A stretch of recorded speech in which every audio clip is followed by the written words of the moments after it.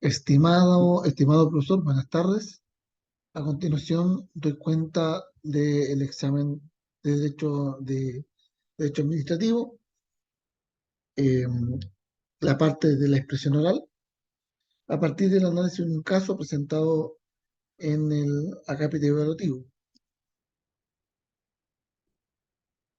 Por un lado, vamos a entrar a la lectura del caso para poder luego fundamentar la respuesta. Señala el caso lo siguiente. Javier es una profesora de Derecho Administrativo. En su primera clase expone sobre el concepto general de administración, las bases del derecho administrativo y la comparación o símil de los conceptos anteriores al Estado y sus estructuras. Dentro de su exposición indica que la administración implica la idea de gestión, manejo de intereses, cierta actitud racional, plan, orden y elección de medios para obtener los fines predeterminados. En relación con esta presentación del caso de esta profesora Javiera, se generan dos interrogantes. Una, considerando el caso presentado y el aprendizaje de asignatura, indica qué características debiese tener un buen administrador y su relación con la gestión de los intereses propios y ajenos. Y la segunda pregunta, considerando el caso y el aprendizaje de la asignatura, realiza una comparación o símil de los conceptos anteriores del Estado y sus estructuras. En base a este caso y en base a las dos preguntas relacionadas, se presenta el siguiente análisis. Frente a la pregunta 1, rol le vamos a llamar como respuesta general rol del buen administrador, bien común y sustentabilidad.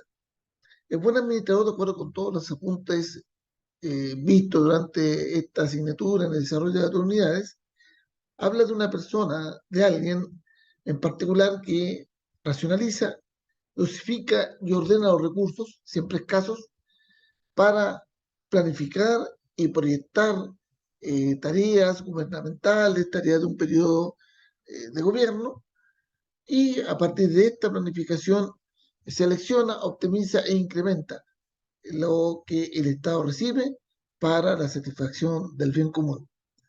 Es importante tener en cuenta entonces que un buen administrador es una persona que conoce el tema contable, una persona que genera un plus en la administración de los recursos en función del bien mayor, en función del Estado y de los proyectos que se ha propuesto el Estado en torno a la comunidad, en específico en torno a la ciudadanía.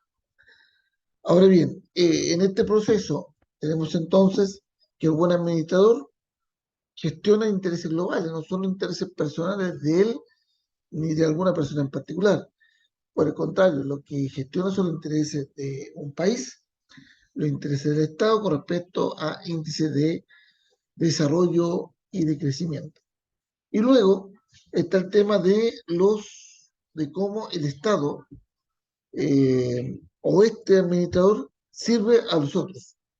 Y cuando decimos que sirve a los otros es porque su interés, su foco de administración está en lo que es el, el cuidado del bien común, el incremento del bien común.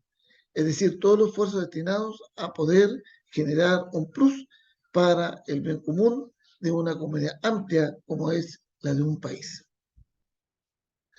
Luego, en la segunda pregunta, tenemos como respuesta guía a esta situación del Estado, de la estructura que lo configuran, del Estado exterior del Estado respecto al concepto de administración, tenemos la doble personalidad del Estado como eje reflexivo. En este sentido, el Estado, en primera mitad del siglo XIX, anterior a la primera mitad del siglo XIX, eh, se asociaba una idea en donde la administración pública, la organización de los recursos, la articulación de los recursos estaba muy ligada con el poder ejecutivo.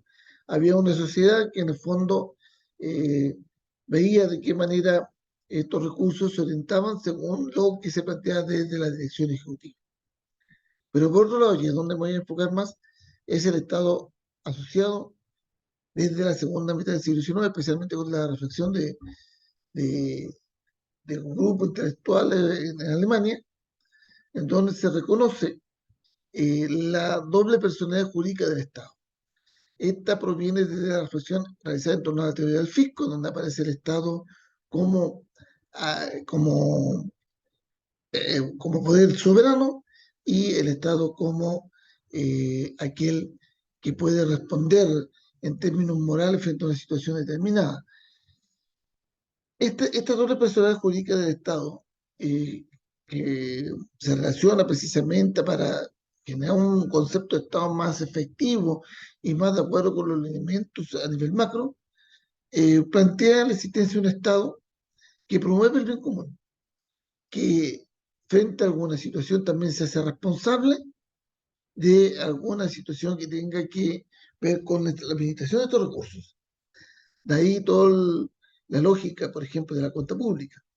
Y este Estado también aparece como persona jurídica, eh, con poder soberano y también como manifestación de la expresión patrimonial, en donde sí puede dar cuenta de alguna irregularidad, por ejemplo, frente a la atención del ciudadano.